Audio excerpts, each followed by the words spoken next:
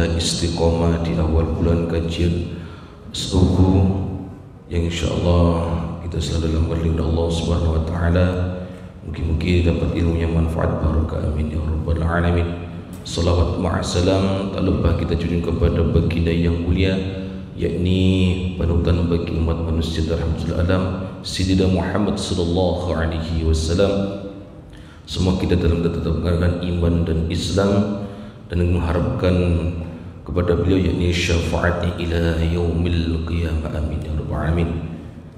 Jamaah muslim-muslimat Masjid Al-Hidayah rahimahullah, sebelum kita buka acara kajian pada pagi ini, mari kita awali dengan bacaan surah Al-Fatihah dan salawat burda.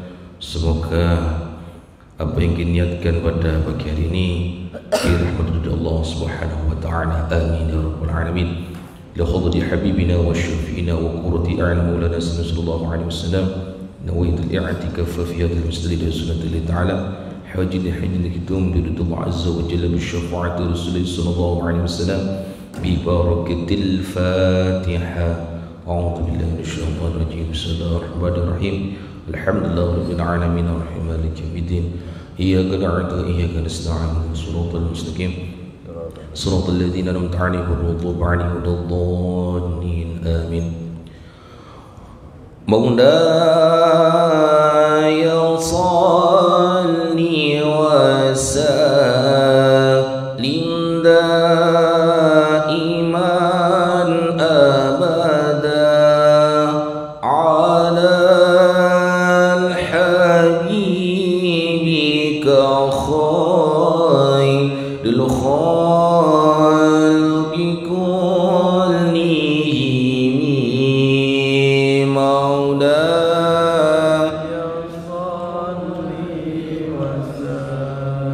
Lim daiman abada ala al-habibika khairil khalqi kullihim.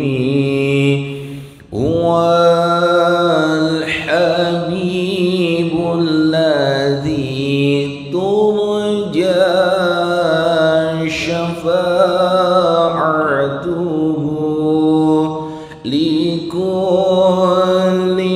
hawlin minal ahwani muqatahim. Maula salim daiman abada ala al-habibika khairil khalq. Ya Rabbi bil Mustafa balligh maqasidana واغفر لنا ما مضى يا واسع الكرم. يا ربي واغفر لنا ما مضى يا واسع الكرم. محمد سيد القولين والثقلين والفريقين من عبد ومن أعجام. يا ربي بالمصطفى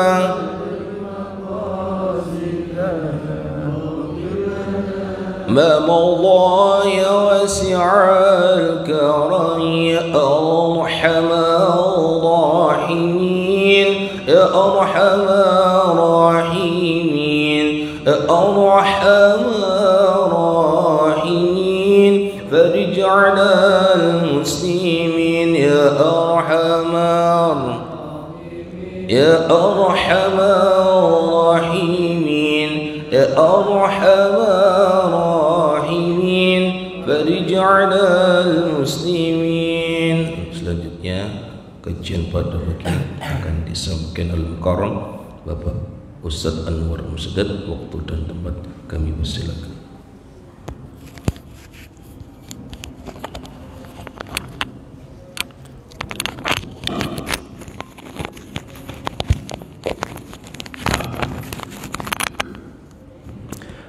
Assalamualaikum warahmatullahi wabarakatuh. Bismillah walhamdulillah wassalatu wassalamu ala rasulillah Sayyidina Muhammad ibn Abdillah wa ala alihi wa sahbihi wa man walah, la hawla wa la quwata illa billah, amma ba'du.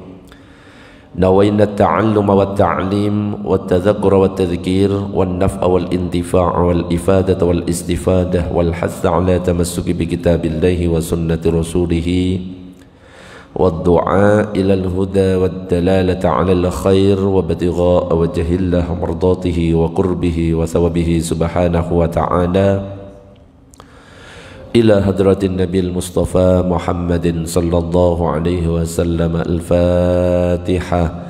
A'udzu billahi minasyaitonir rajim. Bismillahirrahmanirrahim. Alhamdulillahi rabbil alamin. Arrahmanir rahim. Maliki yaumiddin. Iyyaka na'budu wa iyyaka nasta'in. Ihdinas siratal mustaqim. Siratal ladzina an'amta 'alaihim ghairil maghdubi 'alaihim waladdallin. Amin. Para jamaah, Bapak Ibu yang dirahmati oleh Allah, alhamdulillah pada kesempatan pagi ini kita masih diberikan kesehatan, masih diberikan kesempatan untuk bisa melaksanakan sholat subuh dengan berjamaah. Mudah-mudahan semuanya bisa istiqomah menjaga sholat 5 waktu. Amin ya rabbal alamin. Jamaah, Bapak Ibu yang dirahmati oleh Allah, pada kesempatan pagi ini yang akan kita bahas adalah temanya sholat kok sambil jalan. Kira-kira pernah enggak Bapak Ibu ngelihat orang lagi sholat jalan? Pernah enggak? Kira-kira kapan? Pas perjalanan? Ya bukan itu maksudnya. Sholat jalan, bukan sholat pas perjalanan, bukan. Sholat jalan. Apakah itu maju? Apakah ke samping? Pernah enggak lihat seperti itu? Nah, ini yang akan kita bahas pada kesempatan pagi ini. Jadi kita sering menjumpai orang yang sedang sholat kadang-kadang pindah tempat dari satu shaf ke shaf yang lain, baik itu sholat fardu ataupun sholat sunnah. Kadang-kadang kita melihat, bahkan terkadang pindahnya itu cuma tidak hanya satu shaf saja, sampai 2 shaf, 3 shaf dia berjalan. Dan ternyata dia itu melakukan hanya untuk mencari sutroh. Pernah dengar istilah sutroh? Sutroh itu pembatas sholat. Jadi kalau ada orang sholat berdiri di sini ini ada sutroh pembatas. Anggap saja contohnya dinding. Nah, ketika ada orang sholat di sini, terus di sini ada dinding, maka kita dilarang, bahkan hukumnya haram, lewat di batas antara orang sholat dengan sutroh. Sutroh itu pembatas. Dan hukumnya sutroh itu sunnah. Makanya ibu-ibu atau bapak-bapak ketika sholat, misalkan sholat sunnah, cari sutroh pembatas. Contoh pembatas itu apa? Seperti ketika mau sholat sunnah merapat ke dinding, sehingga ketika ada orang sholat, orang-orang yang mau lewat itu tidak lewat di depannya, lewatnya justru di belakangnya. Yang jadi masalah itu kadang-kadang ketika sholat Jumat, shaf 1 belum penuh, shaf 2 belum penuh, shaf 3 belum penuh, ada yang sudah di tengah. Betul Anda? Akhirnya apa? Orang yang masuk mau nggak mau ya apa lewat di depannya, bahkan ada yang di depan pintu. Apakah boleh itu kira-kira kalau misalkan lewat di depan orang sholat, yang mana orang sholatnya itu di depan pintu, dan pintunya yang dibuka cuma itu saja misalkan, boleh enggak kira-kira? Lewat depan orang sholat boleh enggak? Boleh? Boleh atau enggak? Kalau ada sutrohnya enggak boleh atau haram. Tapi kalau misalkan orang sholat itu posisinya salah, di depan masih kosong, kok dia sengaja kok di pinggir pintu situ, sedangkan pintu itu memang tempat masuk, yang lain misalkan ditutup, maka boleh lewat. Jadi ada perkecualian, kita diperbolehkan lewat depannya orang sholat ketika misalkan kita batal, posisi kita di shaf pertama, ya mau gak mau kita harus lewat depannya orang sholat, biarkan saja, nggak usah di stop. Tapi kalau misalkan syarat-syarat itu sudah terpenuhi, sutroh pembatas sudah ada, kita sudah mendekat kepadanya, kok ada orang yang lewat, maka harus dihalangi, tidak boleh lewat. Bahkan dalam hadis itu dilarang sampai 40 tidak akan lewat. 40-nya itu tidak disebut apakah 40 hari, apakah 40 bulan, apakah 40 tahun, yang penting 40. Seandainya 40 hari saja Ya lumayan lama sampai harus menunggu segitu. Tetapi ketika posisinya orang yang sholat sengaja ngambil di situ, itu boleh dilewati. Atau misalkan di posisi tawaf ketika kita umroh atau haji, posisi tawaf itu ya gak bisa kita stop itu.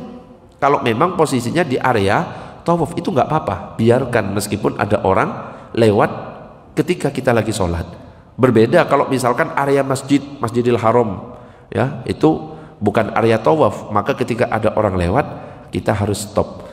Jadi biasanya ada orang yang kita lihat baik sholat fardu ataupun sholat sunnah, dia jalan merapat ke depan, bahkan satu soft bahkan bisa lebih, itu sebenarnya dia itu mencari sesuatu yang bisa dijadikan sutroh.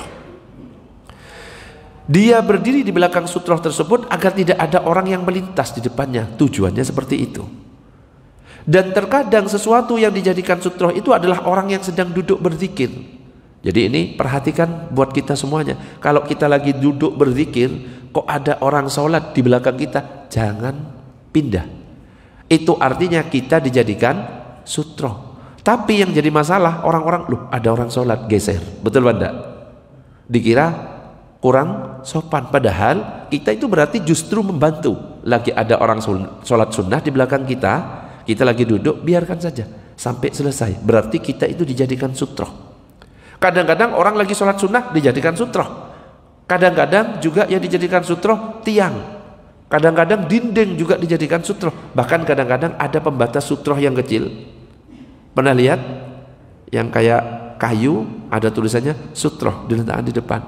Itu artinya antara saya dan pembatas ini gak boleh dilewati.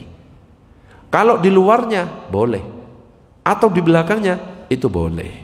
Nah, yang jadi aneh itu, yang jadi masalah ketika kita lagi sholat sunnah dan orang yang lagi duduk, anggap saja dia lagi zikir, kita jadikan sutroh, kita sholat di belakangnya. Nah, yang jadi masalah ketika yang zikir itu sudah selesai, dia pindah. Faham maksudnya? Maka terjadi kasus akhirnya orang yang lagi sholat hilang sutrohnya, dia itu akhirnya maju ke depan. Nah, pertanyaannya, boleh tidak maju ke depan itu? Kalau ditanya boleh atau tidaknya, sebenarnya boleh-boleh saja, tapi harus ngerti cara majunya. Ibaratnya kita lagi sholat berjamaah, ada jamaah yang batal tepat di depan kita, yang bergeser bukan yang kanannya geser atau kirinya yang geser. Kenapa? Kalau kanan atau kirinya yang geser, nanti akan bergerak semuanya. Bisa dibayangkan? Ini gerak, ini gerak. Tapi yang tepat di belakangnya itu maju. Tinggal maju, masuk ke soft, sudah selesai. Kalau misalkan memang masih ada lagi, maju ke soft, sudah selesai. Dan cara majunya itulah yang harus diperhatikan. Cara majunya, kalau misalkan kita asal melangkah, itu bisa membatalkan. Kalau misalkan gerakan sampai berapa? 3 kali atau bahkan lebih. Makanya ketika ada orang yang sholat gerakannya 3 atau lebih, itu bisa batal. Contoh gerakan 3 itu seperti ini, rijal misalkan. Di sini softnya kosong karena batal, dia keluar. Maka dia maju, jalan seperti biasa. 1, 2, 3, 4, loh. Ini bahkan lebih dari 3, ini batal. Bahkan kita juga pernah melihat ada orang lagi sholat sunnah, kayaknya nggak di sini, di masjid lain. Saya pernah lihat lagi sholat sunnah, posisinya di situ. Jangan coba. Dia sholat sunnah menjadikan, agak belakang lagi, menjadikan orang yang sedang zikir sebagai sutroh. Boleh. Contohnya Pak Dian minta tolong di sini duduk lagi zikir. Si rijal mau sholat sunnah, boleh Pak Dian ini dijadikan sutroh. Sutroh ini artinya apa tadi? Pembatas. Dan ini hukumnya sunnah. Nah, ketika bapak atau ibu melihat posisi sholat seperti ini, yang tidak boleh lewat adalah di tengah ini. Ketika ada orang yang lewat, Pak Rustam, coba lewat Pak Rustam. Ini harus dipraktekkan. Sudah bisa jalan lah. Ini Pak Amin harusnya. Sekali Pak Rustam. Nah, Pak Rustam lewat, kalau di antara ini, maka di stop. Stop. Ketika di stop, boleh lewat sana, boleh lewat depannya. Tetapi kalau misalkan Pak Rustam ngeyel, kok lewat, dalam hadis itu dikatakan kalau dia kok tetap nerobos, maka bunuh dia. Berarti kita bunuh Pak Rustam bareng-bareng. Ya bukan ini. Bunuh itu kenapa? Maksudnya itu saking beratnya hukumnya orang lewat depan orang sholat. Bunuh dia karena dia adalah setan, itu hadisnya. Tapi jangan dimaknai secara tekstual. Ya, nanti dijitai Pak Ustaz. Enggak boleh, enggak boleh, enggak boleh. Itu artinya apa? Berat hukumannya orang lewat sholat. Makasih Pak Ustaz. Nah sekarang Pak Dian kan lagi zikir. Ini lagi sholat sunnah. Ternyata ketika sholat, Allahu Akbar, ruku, Allahu Akbar, sami Allahu liman. Ini zikirnya sudah selesai. Pergi Pak Dian, pulang kok. Pulang Pak Dian. Misalkan Pak Dian pergi. Nah, ada ya sebagian orang yang dia mencari sutroh, kan sutrohnya jauh kan? Supaya apa? Ada pembatas. Maksudnya dia itu mencari sutroh, mengamalkan kesunahan, dan supaya dia khusyuk, gak ada gangguan dari orang yang lewat. Maka dia akhirnya maju. Tapi yang jadi masalah, saya lihat beberapa orang itu majunya ngawur. Ketika maju dia jalan biasa, 1, 2, 3, 4 sampai mendekat. Maka kalau kondisinya seperti ini, sholatnya menjadi batal. Allahumma shalli ala sayyidina Muhammad. Sampai di sini faham? Ini baru muqaddimah. Duduk jal. Nah, yang jadi masalah kasusnya seperti tadi, Pak Diannya pergi, yang lagi zikir yang dijadikan sutroh itu pergi, akhirnya dia maju, dia nggak ngerti. Kalau ketika kita bergerak dalam sholat ada batasannya, menggaruk ketika sholat juga ada batasannya, nggak boleh lebih dari 3 gerakan. 3 gerakan saja batal. Bahkan ada yang takbir sampai diputar, pernah lihat? Allahu Akbar. Pernah lihat Bu? Pernah kan? Bapak pernah lihat? Untungnya cuma diputar, nggak pakai dijilat, dicelupin. Lah itu batal, itu langsung belum mulai sudah batal. Allah 1, 2, 3 batal itu. Makanya yang standar-standar saja. Maksud dia yang muter itu katanya dianjurkan yang kanan dulu, makanya kanan. Karena posisi ketika sendekap itu kanan di atas, diputar lagi. Nah itu yang salah. Jadi kesalahan-kesalahan seperti itu ya gak usah kita lakukan, gak penting. Apalagi tidak pernah dicontohkan oleh Rasulullah Sallallahu Alaihi Wasallam. Sendekap, ya sendekap biasa aja, Allahu Akbar, selesai. Menggaruk, ya. Ketika kita menggaruk yang perlu diperhatikan ada gerakan besar seperti ini. Lengannya juga ikut gerak. Ada gerakan kecil. Kalau gerakan kecil ini jari saja. Ada 2 cara ketika kita menggaruk, boleh dengan gerakan besar tapi dicicil. 1, 2, balik. Sampai di sini paham? Masih gatal, ulangi lagi. Hitungannya ulang dari awal lagi, tidak berlanjut. 1, 2. Cara pertama. Cara kedua, boleh pakai gerakan kecil. Kalau gerakan kecil ini bebas. Yang nggak boleh itu gerakan besar. Di sini gatal, ininya tempel untuk memastikan tidak bergerak. Terus ininya yang digerakkan. Ini bebas ini. Sampai 1000 kali nggak apa-apa. Kalau ini, yang nggak boleh ini gerakan besar. Nah, jadi ada aturannya. Juga pernah saya singgung dulu ketika ibu-ibu atau bapak-bapak misalkan lagi flu, meler. Apakah boleh kita tisu? Boleh. Kalau memang tahu kalau lagi meler, lagi flu, siapkan tisu di kantong, boleh. Tapi ketika nisu itu harus diatur gerakannya. Ya, Ustadz lupa nggak bawa tisu, Ustadz ini meler sudah sampai bibir, apakah boleh dijilat? Ya nggak boleh. Ya meskipun nggak mengenyangkan nanti bisa batal kalau bercampur ke ludah terus ditelan itu. Ya, jadi tisu kalau memang sudah paham, kalau misalkan dia meler, bawa tisu boleh. Tapi gerakan nanti dihitung berapa, jangan sampai 3. Kok meler sudah incip-incip di sini ya, ambil 1, balik lagi. Ya jangan langsung set. Loh ya itu sudah batal itu. Tapi dicicil. 1, 2. Tisu lagi. 1, 2. Baru balik. Masukkan kantong lagi. Kantongnya kantong sendiri, jangan kantong sebelahnya. Kantong sebelahnya itu kurang ajar namanya ya. Jadi boleh. Ustadz, ibu-ibu kan pakai mukena, betul? Pakai ruko. Gimana Ustadz pakai tisunya? Ya nggak usah pakai tisu, pakai mukenanya. Boleh, nggak apa-apa. Ingus itu suci apa najis? Suci tapi menjijikkan. Tapi meskipun suci, Pak Herman nggak boleh wudhu dengan ingus. Ya. Menjijikkan saja. Ya, jadi boleh kalau diusap pakai apa? Mukena, pakai surban. Tapi kalau mau pakai mukena sendiri Bu, jangan mukena sebelahnya. Katanya Ustadz boleh pakai mukena, tapi mukena sebelahnya, ya nggak boleh. Allahumma shalli ala sayyidina Muhammad. Nah, saya ulangi sekali lagi, yang parah itu, yang jadi masalah itu ketika orang yang di depannya tersebut yang dijadikan sutroh pergi. Maka dia kemudian kehilangan sutrohnya itu. Pada saat sutrohnya hilang, maka dia berusaha mencari sutroh dengan pindah ke soft yang lainnya. Kayak tadi contohnya tadi. Alih-alih ingin mendapatkan kehusukan sholat dengan sutroh, tetapi yang terjadi justru dia sibuk dengan pindah-pindah tempat dari soft lain ke soft yang lainnya. Justru gak sibuk, gak khusuk lagi, malah dia sibuk nyari sutrohnya di mana. Apalagi posisinya di tengah sana, jalan sampai ke depan. Bayangkan gerakannya itu. Iya kalau dia bisa ngatur, satu tutup, satu tutup, itu masih sah. Contoh, satu tutup, satu tutup. Jadi kayak paskibraka itu ya. Maju, itu kan 1, 2, gak jadi 3. Jadi malaikat, ayo batal, gak jadi. Ayo batal, gak jadi. Itu jadinya.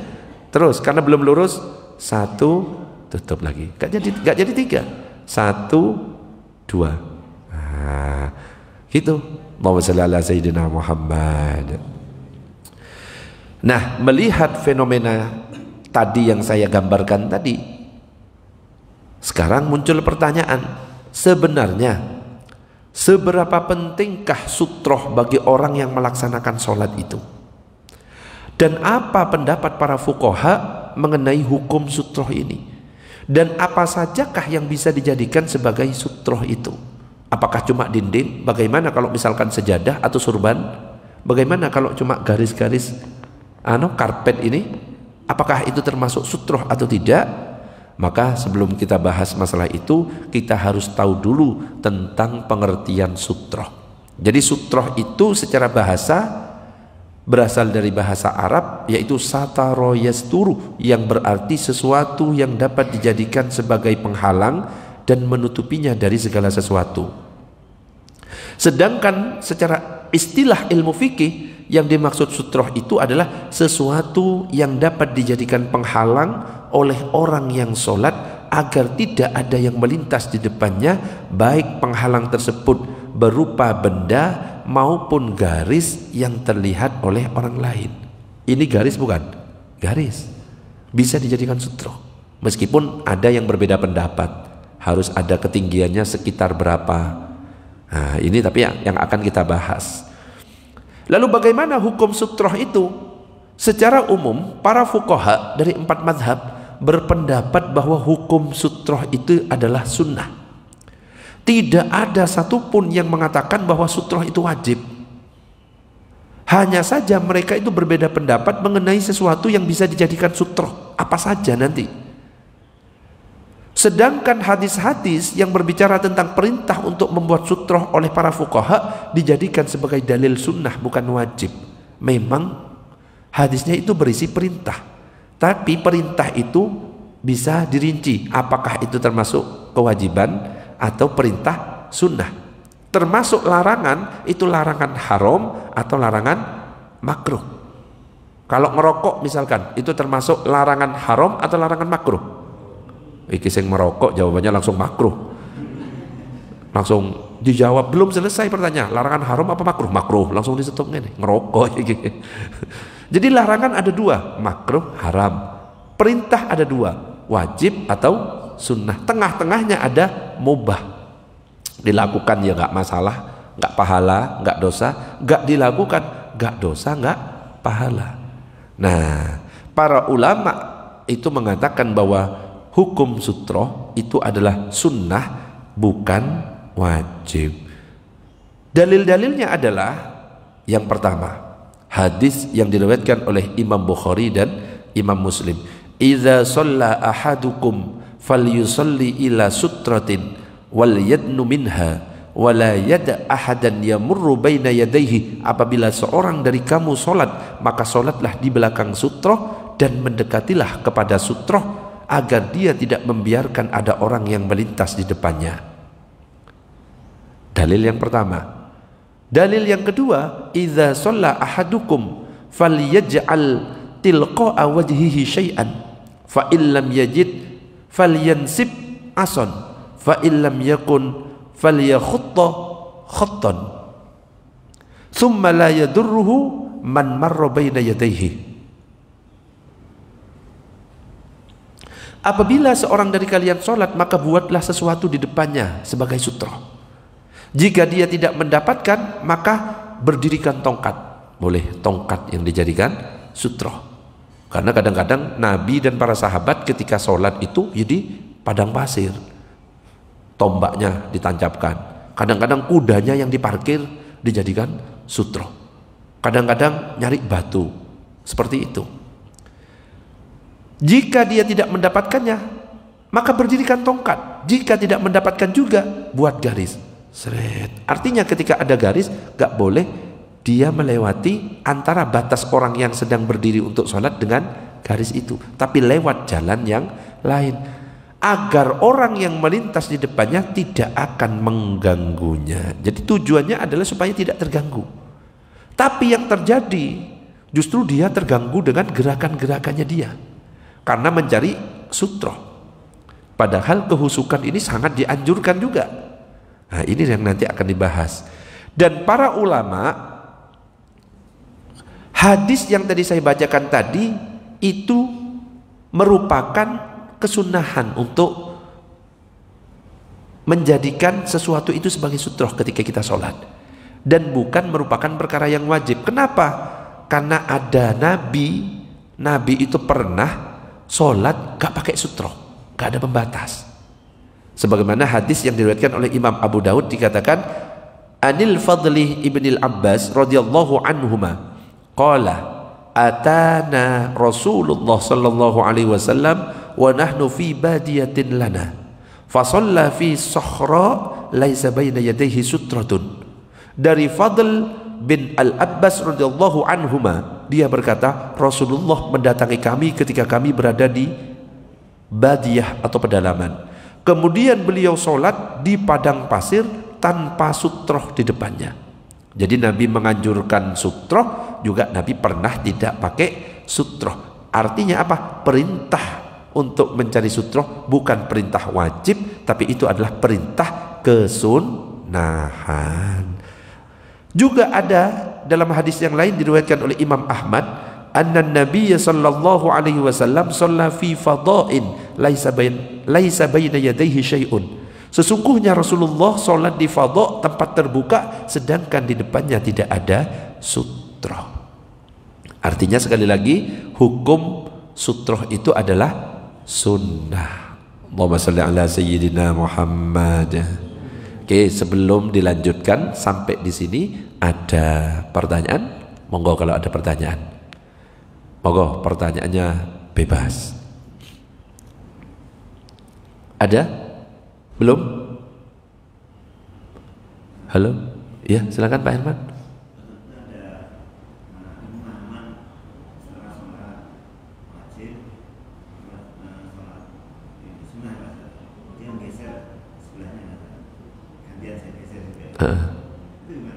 Ya, biasanya kita lihat ketika ada orang selesai sholat fardu, habis zikir dia mau sholat sunnah, dia pindah tempat, geser, ya.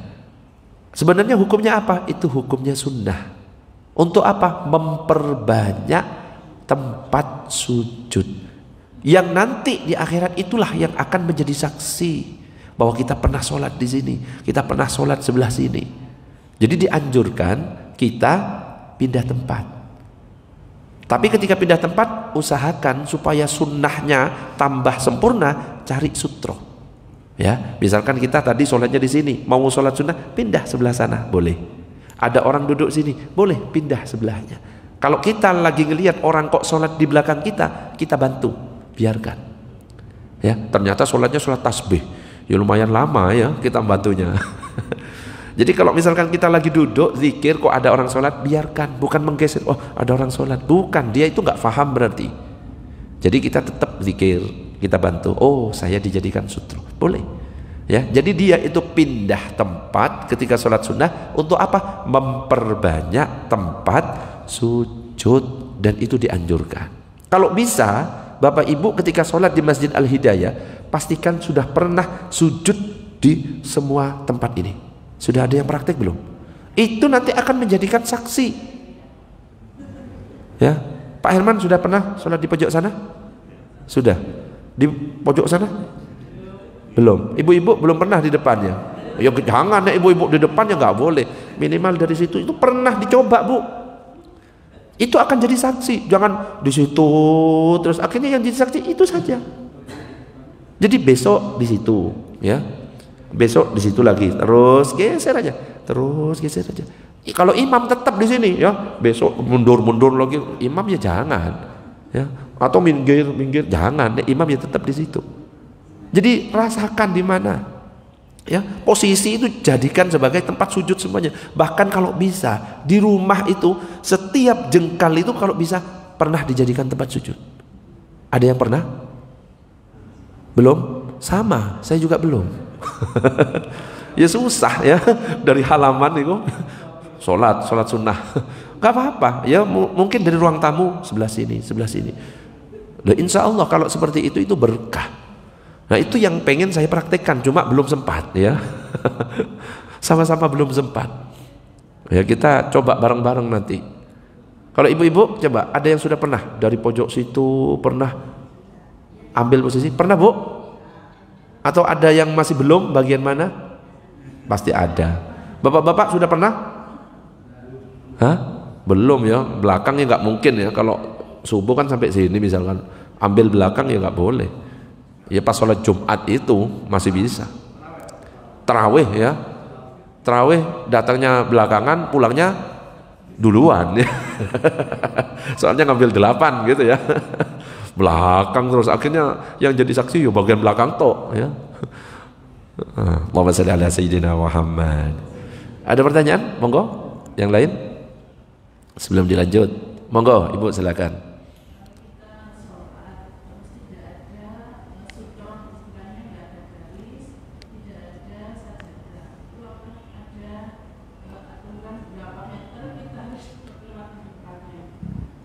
Ya. Ketika kita sholat tidak ada sajadah. Sajadah itu bisa dijadikan sutroh. Jadi kalau kita lagi sholat kok ada sajadah, nggak boleh lewat di sajadah itu, tapi di luar sajadah boleh. Garis juga nggak ada. Ya, nggak tahu ibu itu sholatnya di mana, nggak ono garis, nggak ono sajadah. Ya, di mana ibu ya? Apa di padang mahsyar dah sholatnya? Misalkan, ya, nggak ada. Terus kita ya sholat gimana Ustaz? Dinding juga gak ada Bu. Ini pertanyaannya di mana ini soalnya gak ono dinding ini ya. Kalau ada dinding merapat ke dinding. Ya siapa tahu ya ibu ada di suatu ruangan yang memang tidak berdinding, tidak bergaris, ya nggak ada sesuatu, ya nggak tahu di mana ya. Gimana Ustaz? Apakah boleh sholat? Boleh. Kenapa? Sutroh hukumnya sunnah. Jadi bukan sampai wajib. Nggak ada hubungannya dengan keabsahan sholat. Tetap selama rukun syarat terpenuhi tetap sah. Cuma biar sempurna cari sutroh biar tidak terganggu dengan lalu lalangnya orang jalan. Ibu ki? Oh jalannya nanti di mana? Ini kan nggak pakai sutroh. Usahakan jangan lewat yang di depannya, tapi lewat belakangnya. Kalau memang belakangnya sudah nggak ada ya tempat, mungkin karena rame, boleh tapi agak menjauh. Jangan tepat sekitar sujudnya, batas sujudnya dia. Oh sekitar batas sujudnya segini, agak jauh dikit gitu ya. Boleh. Allahumma shalli ala sayyidina Muhammad. Ada pertanyaan? Monggo, Bah silakan. Assalamualaikum warahmatullahi wabarakatuh.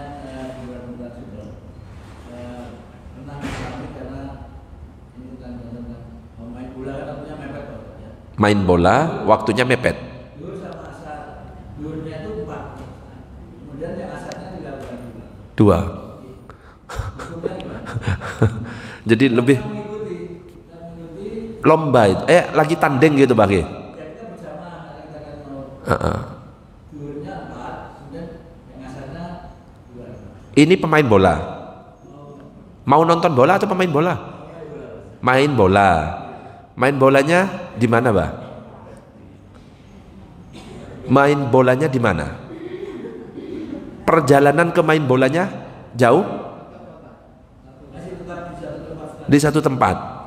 Dari rumah ke tempat main bola dekat. Stadion sini. Beberapa pendatang akan menjadi satu kota. Ya. Digabung gitu ya. Duhur sama asar. Kalau misalkan dia itu sebagai musafir atau pendatang misalkan dari luar kota masih boleh. Ya. Jadi meskipun tidak sama dua-dua itu boleh. Saya duhurnya tak sempurna. Artinya dia itu menjamak antara duhur dan asar. Cuma yang duhur ambil sempurna tidak dikosor, yang asar dikosor. Masih boleh karena dia statusnya pendatang atau musafir. Tapi kalau kita posisinya di sini, sholatnya di gor, itu kan sudah tidak memenuhi sebagai musafir. Dia nggak boleh menjamak, dia juga nggak boleh kosor. Ya, dia mau main, akhirnya sholatnya dipotong, kan nggak boleh mengkosor. Ya, berarti kan nggak boleh. Jadi tergantung dia itu sebagai apa. Musafir bagi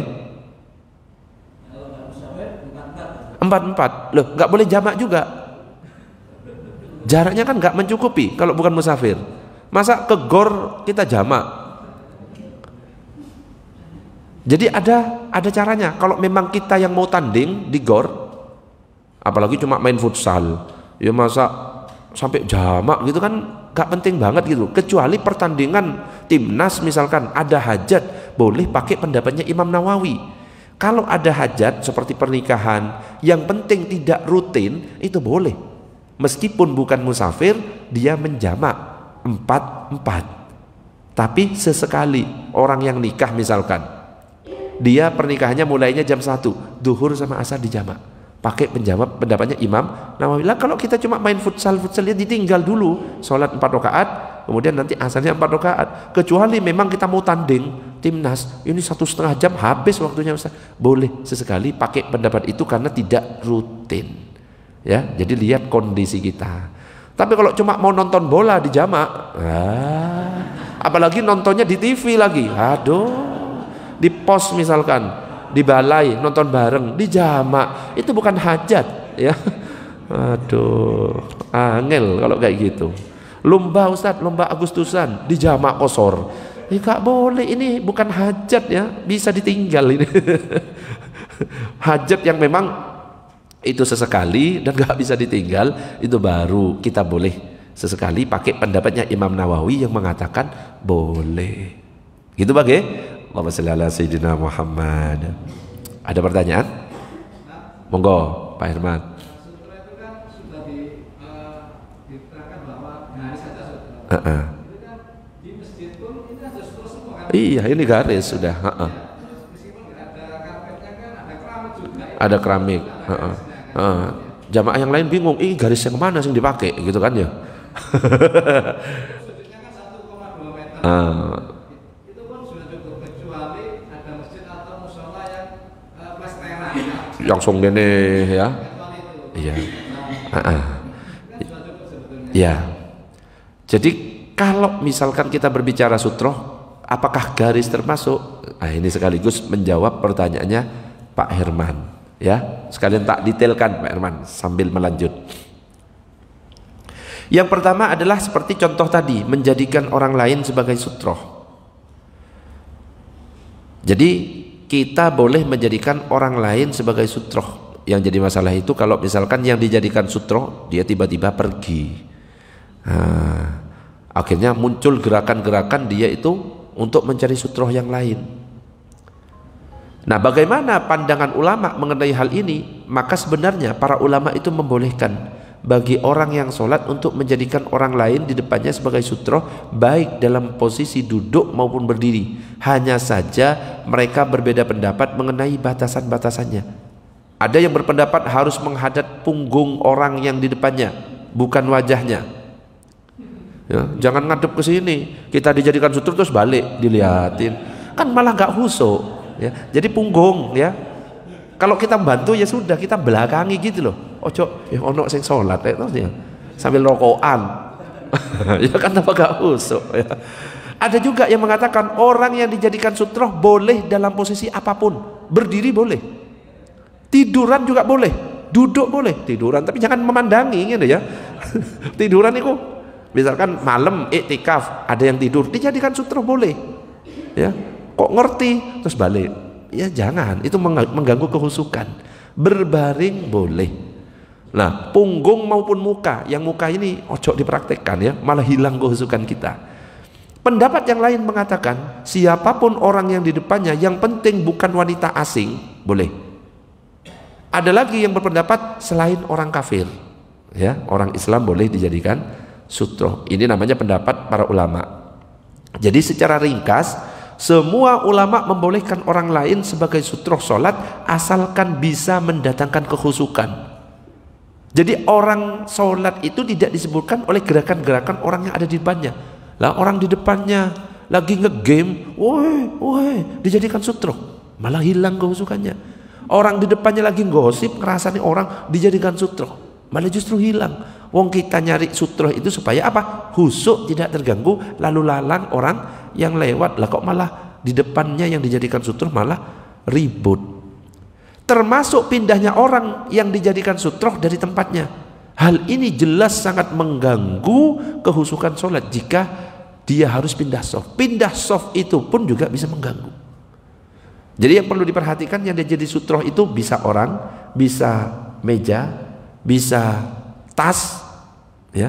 Jadi tas kalau lagi sholat jangan diletakkan di belakang, sekaligus jadikan sutroh. Nek dijadikan belakang itu malah kita gak khusyuk, hilang. Jadikan di depan sutroh, wes aman ya. Paling hilangnya pas kita sujud, loh hilang sama aja. Jadikan di depan tas, jadikan sutroh, ya. Apalagi yang bisa dijadikan sutroh? Kotak infak. Di sini nggak ada ya contoh sutroh yang gini, nggak ada. Biasanya di beberapa masjid ada ya, ada tulisannya sutroh. Meskipun nggak ditulis sutroh, itu sutroh ya. Jadi tas itu letakkan di depan, boleh.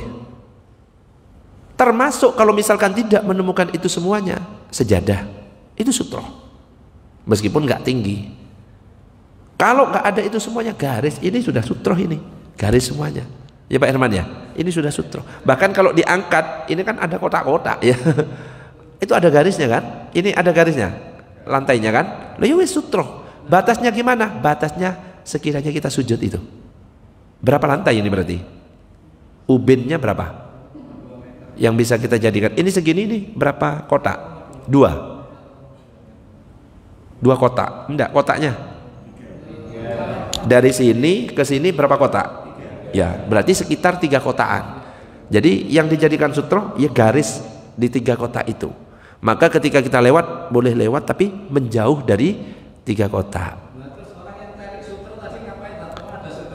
Nah, dia menganggap garis tidak termasuk sutroh. Makanya kalau yang garis ini masih perselisihan dari para ulama. Dia menganggap harus ada ketinggiannya. Kan tadi saya sampaikan, ada orang yang berpendapat harus ada ketinggian. Jadi yang tidak ada ketinggiannya tidak termasuk sutroh. Karena dia tidak menganggap garis tidak termasuk sutroh, dia nyari yang ada ketinggiannya, dinding. Akhirnya ada yang jalan dari situ, karena yang duduk di situ pergi jalan, tapi jalannya jalan biasa, maka sholatnya jadi apa? Batal. Husuk hilang, sholat jadi batal. Ya sudah, harusnya cukup di situ. Kita pakai pendapat, oh kan ada yang berpendapat bahwa garis ini termasuk sutroh. Saya pakai pendapat itu, selesai. Gak usah pindah sampai maju ke depan sehingga konsentrasi dan kehusukan kita gara-gara nyari sutroh mengganggu sholat kita. Bisa dipahami Pak Herman? Nah, dia itu pakai pendapat yang garis tidak termasuk sutroh karena tidak ada ketinggiannya. Nah kalau kita jangan terlalu kaku. Ketika sutroh pergi, oh ini saya ono garis ini. Bisa dipahami? Saya pakai pendapat yang mengatakan bahwa garis termasuk sutroh. Ya wis, batas saya ini sama ini. Apalagi sutroh hukumnya cuma sunnah gitu. Kalau kita gitu ya. Ya, jangan orang yang berjalan itu yang kita jadikan rujukan. Saya gini, kalau itu ada beberapa, kita kan nggak ada sutra masih ada. Seperti misalnya terus ada perlengkapan di sini di perempuan juga ada. Maksudnya nama ibu. Nah, kalau tadi sunnah itu aja sunnah, ngapain kok melaku-melaku? Ya itu. Makanya yang dibahas itu sing melaku-melaku itu loh. Melakunya juga nggak ada aturannya, jalannya biasa, bisa batal, bisa menghilangkan kehusukan. Seandainya dia ngerti caranya, ya caranya jalan masih sah-sah saja. Yang jadi masalah dia nggak ngerti bahwa ada pendapat yang mengatakan garis juga termasuk sutroh.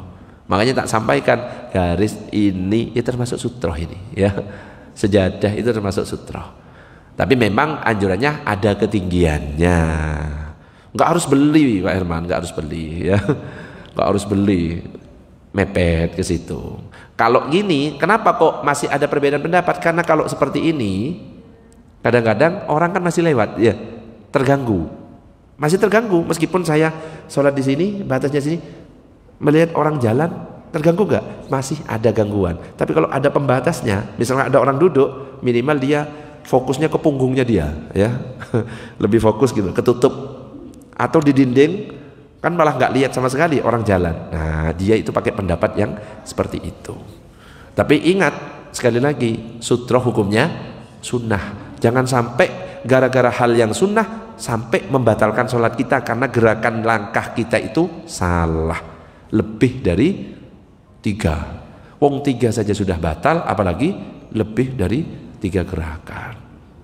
Ya posisi di belakang, kok sutrohnya pergi, ya sudah lanjut saja di belakang, nggak usah pakai jalan.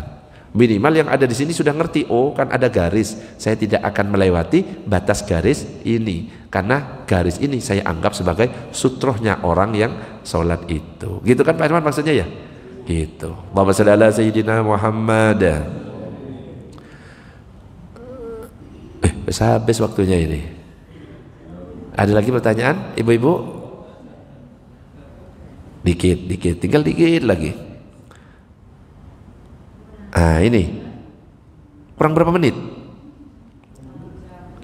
5 menit ya, 5 menit.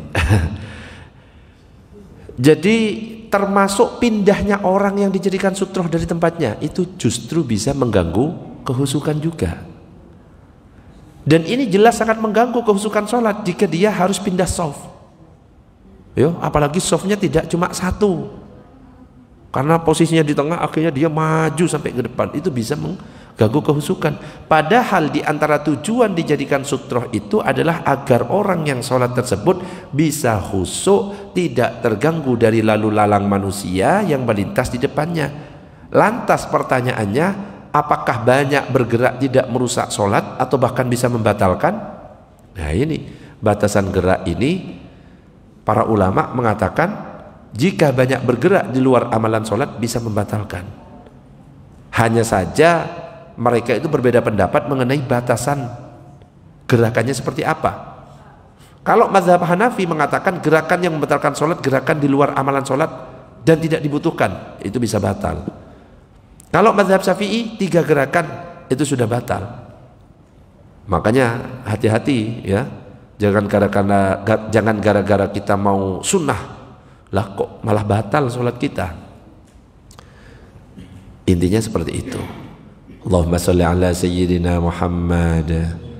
Nah ini mengenai gerak yang diperbolehkan dalam sholat, Rasulullah pernah mencontohkan dalam hadis bahwa Rasulullah itu pernah ngimami jamaah sholat di masjid. Ketika beliau dalam posisi berdiri, maka beliau menggendong Umamah binti Zainab dan meletakkannya ketika beliau sujud. Jadi sholat sambil menggendong bayi boleh. Bukan sunnah ya. Nanti Nabi pernah loh sholat sambil gendong bayi, akhirnya bawa bayi semuanya. Jadi bukan sunnah, artinya boleh. Tapi ingat ketika menggendong tetap gerakan diatur.